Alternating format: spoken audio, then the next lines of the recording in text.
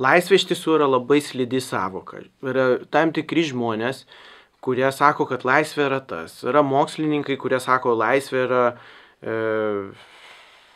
dar kitas dalykas. O aš iš tikrųjų manau, kad laisvė įgauna prasme tada, kai jos trūksta.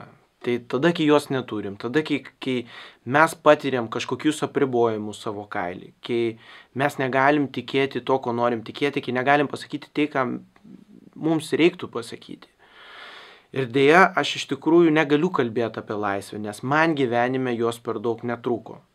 Aš tų apribojimų, aš tų varžymų niekada nepajutau savo kailyje. Bet iš tikrųjų reiktų pripažinti ir nepamiršti, kad Lietuvoje visai neseniai padėtis buvo visai kitokia. Ir iš tikrųjų yra labai daug žmonių, kurie prisimena, kas tai buvo.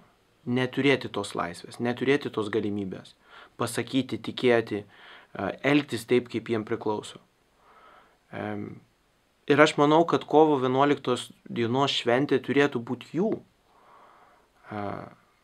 Ir aš norėčiau jūs raginti visus, kovo 11 dieną švęsti laisvę.